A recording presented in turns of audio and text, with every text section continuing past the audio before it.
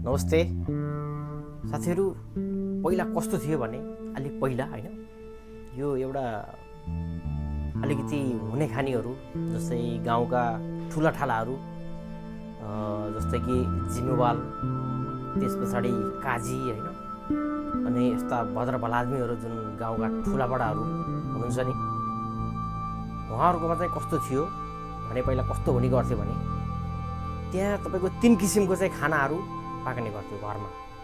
3 किसिमको खानाहरू चाहिँ पाक्ने गर्थ्यो त्यो ठुलो घरानाहरूमा हैन। त्यस्तो घरानाहरूमा चाहिँ विशेष गरी 3 किसिमको खाना चाहिँ उहाँहरू बनाउने गर्नुहुन्थ्यो।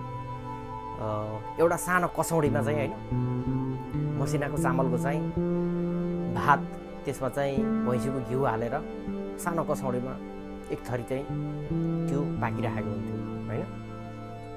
र त्यसै गरी अर्को अलिकति त्योभन्दा केही ठुलो भाँडोमा चाहिँ तपाईको जुन अलि नराम्रो किसिमको चामलको चाहिँ कनिका र प्लस त्यसमा चाहिँ मकैको आँटो हुन्छ नि, जुन च्याख्ला भनिन्छ, त्यो मकैको आँटो मिसाएर चाहिँ एक किसिमको एउटा भाँडामा चाहिँ त्यो पाक्ने गर्थ्यो है।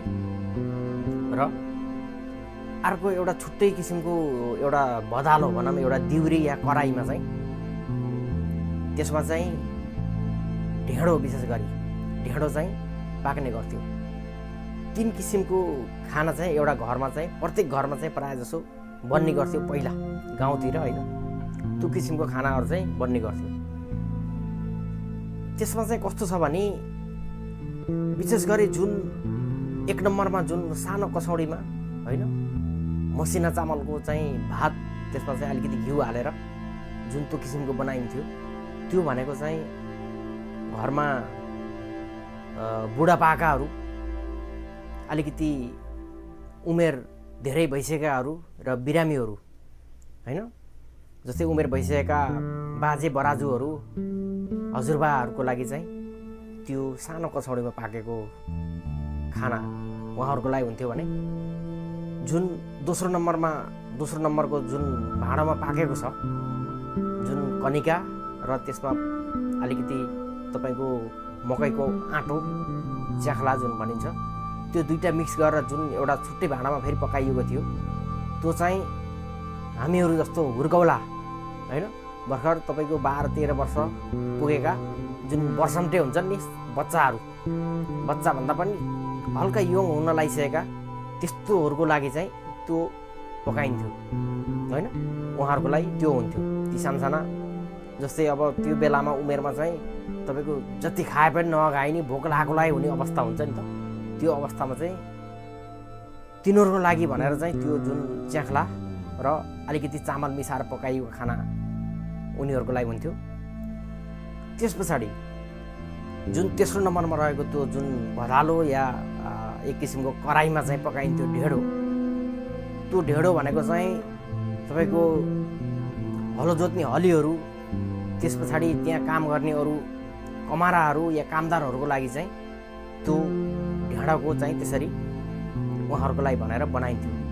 यसरी 3टा क्याटेगोरीमा चाहिँ त्यहाँ चाहिँ खानाहरू बन्ने गर्थ्यो पहिला कतिपय घरहरूमा हैन। जुन त्यो तेस्रो नम्बरको जुन छ त्यो ढेँडो, त्यो चाहिँ एकदम तुच्छ किसिमको मानिन्थ्यो त्यो बेलामा। एकदम तुच्छ भनेको एकदम निम्न स्तरको खाना भनेर चाहिँ त्यो ढेँडोलाई लिइन्थ्यो। किनकि कतिपय मान्छेको घरमा चाहिँ प्रायः जसो भात एकदम कम मात्रामा पाक्ने गर्थ्यो। किनकि भात खानको लागि चाहिँ मान्छेहरू दसैँ तिहार तीजहरू जस्ता यस्ता ठुल्ठुला चाहिँ चाडपर्वहरू हुन्छन्, त्यो चाडपर्वहरू चाहिँ कुरेर बस्नुपर्ने अवस्था थियो हैन कुनै बेलामा। र मानिसहरूले चाहिँ बाध्यताले गर्दाखेरि पनि त्यो ढेँडो चाहिँ उनीहरूले चाहिँ खानुपर्ने हुन्थ्यो कि बाध्यताले गर्दाखेरि। किनकि धान प्रशस्त मात्रामा हुँदैन थियो। खेतीपातीको रूपमा कोदो, मकै, फापर यस्ता चिजहरू, गहुँ जौहरू यस्तो हुन्थ्यो। लेकतिर धान हुँदैन थियो, त्यहाँ धान प्रशस्त मात्रामा हुँदैन थियो। अलिकति भएको धानहरू चाहिँ सञ्चय गरेर राखेर चाहिँ हैन स्टोर गरेर राखिन्थ्यो कि चाडपर्वमा या कोही विशेष किसिमका मान्छेहरू आउँदाखेरि चाहिँ उनीहरूको लागि चाहिन्छ भनेर त्यसरी एउटा ठाउँमा चाहिँ स्टोर गरेर राखिन्थ्यो। र प्रायः जसो तिनै चिजहरू चाहिँ खाइन्थ्यो जुन तुच्छ मानिन्थ्यो त्यो चिजहरू त्यो बेलामा। यदि कुनै पाहुना आयो भने पनि होइन तपाईँ ढ्याँडो या त्यो मकैको भात खाँदै हुनुहुन्छ भने, मकैको आँटो या च्याख्ला खाँदै हुनुहुन्छ भने लुकाउनु पर्ने अवस्था थियो कुनै अवस्था। किनकि त्यो खाएको ढ्याँडो आँटो खाएको देख्यो भने चाहिँ त्यो मान्छेहरूले सोच्छ कि यस्तो गरिब रहेछ, यिनीहरू खाना नपुग्ने रहेछ, यस्तो खाएको रहेछ भन्ने किसिमको उनीहरूले सोच्छ, उनीहरूले त्यस्तो भन्छ भन्ने किसिमको मानसिकता हुन्थ्यो। त्यही भएर एकदम लुकाउनु पर्थ्यो त्यो खानालाई चाहिँ, या भित्र ढोका लाएर होइन नदेख्ने गरेर लुकेर त्यो खाने गरिन्थ्यो। किनकि त्यो निकै तुच्छ मानिन्थ्यो त्यो बेलामा, एकदम निम्न स्तरको एकदम घटिया खाना हो भनेर त्यो किसिमको मानिन्थ्यो।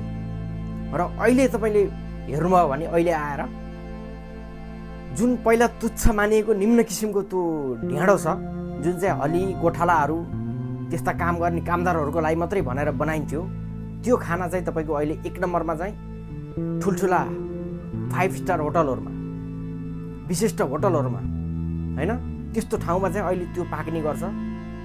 त्यो भनेको जुन तुच्छ किसिमको खाना अहिले चाहिँ तपाईँको ठुल्ठुला साहुहरू, सेठहरू होइन यस्तो व्यक्तिहरूको लागि चाहिँ अहिले त्यो खोजी अहिले त्यो चिज खानको लागि, त्यो ढेँडो खानको लागि अहिले चाहिँ तपाईँको 5 स्टार होटलहरूमा 1 हप्ता पहिल्यै या केही दिन पहिला चाहिँ तपाईँले चाहिँ जानकारी गराउनु पर्ने हुन्छ कि मलाई चाहिँ फलानु दिन यो तारिक यति गते चाहिँ मलाई चाहिँ यो खाना चाहिँ मलाई चाहियो भनेर अहिले 1 हप्ता पहिलेदेखि चाहिँ बुकिङ गर्नुपर्ने अवस्था अहिले भएको छ।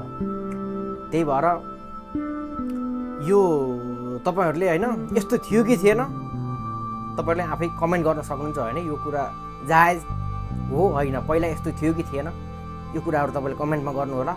र त्यही खाना अहिले चाहिँ कस्तो भयो भने कुनै बेलाको चाहिँ बाध्यता अहिले चाहिँ रहर भयो मान्छेहरू हेर्नु होइन। किनकि मान्छेहरू अहिले पैसाहरू कमाउन थाले, पहाडहरूमा खेती गर्न मान्छेले छोडे, अहिले सबै पहाडका सबैजनाहरू अहिले बजारतिर होइन सदरमुकामतिर झरेर चाहिँ तपाईँको त्यो गर्न थालेपछि जुन पहिलाको खानाहरू चाहिँ उनीहरूलाई चाहिँ बिर्सियो र अहिले चाहिँ त्यो खाना चाहिँ भ्यालु बढेर जुन तुच्छ भनिएको खानाको चाहिँ अहिले भ्यालु बढेर नम्बर 1 मा पुग्यो। अहिले त्यस्तो किसिमको अवस्था अहिले नेपालमा छ। कुनै बेलाको बाध्यता अहिले चाहिँ रहरमा चाहिँ परिणत भएको छ साथीहरू है त भन्दै बिदा हुन चाहन्छु। नमस्कार।